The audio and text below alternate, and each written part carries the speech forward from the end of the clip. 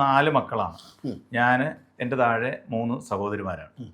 അപ്പോൾ അച്ഛനൊരാൾ കായലിൽ പോയി മീൻ പിടിച്ചു കൊണ്ടുവന്ന് നമുക്ക് ആഹാരത്തിന് മുട്ടില്ല, പക്ഷെ സേവിങ്സ് ഒന്നും ഉണ്ടാക്കാനുള്ള ഒരു സാഹചര്യമല്ല. അതിനിടയിൽ പെരയുടെ പണി നടക്കുന്നുണ്ട്. അങ്ങനെ കുട്ടികൾ ഞങ്ങളെല്ലാം വലുതായി. ഞാൻ ഈ പറഞ്ഞ കോളേജിലൊക്കെ ആയ സമയത്ത് അമ്മയ്ക്കൊരു ഓപ്പറേഷനും കാര്യങ്ങളൊക്കെ വന്നു. അങ്ങനെ അമ്മ നേരം ചെമ്മിനെടുക്കാൻ പോകുമായിരുന്നു നമ്മുടെ തേവരയിലൊക്കെ. അപ്പോൾ അത് അമ്മയ്ക്ക് ഓപ്പറേഷനൊക്കെ വന്നു, അമ്മയ്ക്ക് അത് പോകാൻ പറ്റാത്തൊരവസ്ഥയൊക്കെ വന്നു. അങ്ങനെ വന്നപ്പോൾ കോളേജിൽ പോയി കിട്ടുന്നത് ഞാൻ പിന്നെ പതുക്കെ അറിഞ്ഞ് അമ്മയെ ഒന്ന് സഹായിക്കാനായിട്ട് അമ്മയുടെ കൂടെ കൂടി.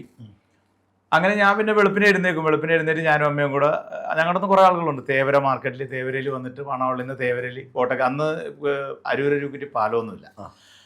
അപ്പോൾ തേവര വന്ന് ചെമ്മിനൊക്കെ എടുത്ത് അതിൽ ഐസ് ചെയ്ത് അത് ഇങ്ങനെ തലയിലേക്ക് അവർ ദല്ലാളന്മാരുണ്ട്, അവരെടുത്ത് വെച്ച് തരും. വെച്ച് തന്നിട്ട് അതും ചുവന്ന് അരുവിക്കുറ്റി വരും. അരുവിക്കുറ്റി വന്ന് ജങ്കാറിലേക്ക് കയറ്റും. ജങ്കാറിൽ കയറ്റി ഇക്കരെ വരുമ്പോൾ എൻ്റെ കൂടെ പഠിക്കാനുള്ള കുട്ടികളൊക്കെ ഉണ്ട്, കോളേജിൽ പോകാനുള്ള, അവരൊക്കെ അവിടെ ഉണ്ടാവും.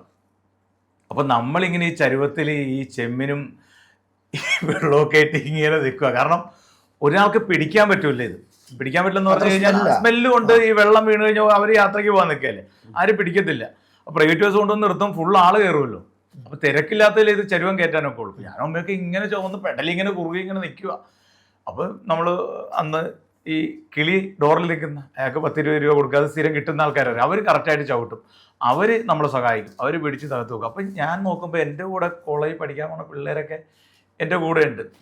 ഇത് വീട്ടിൽ കൊണ്ടുവന്ന് വീട്ടിൽ കിള്ളാനായിട്ട് ചേച്ചിമാർ വരും, അവർക്കൊക്കെ അളന്ന് കൊടുത്തിട്ടാണ് ഞാൻ കോളേജിൽ പോയിക്കൊണ്ടിരുന്നത്.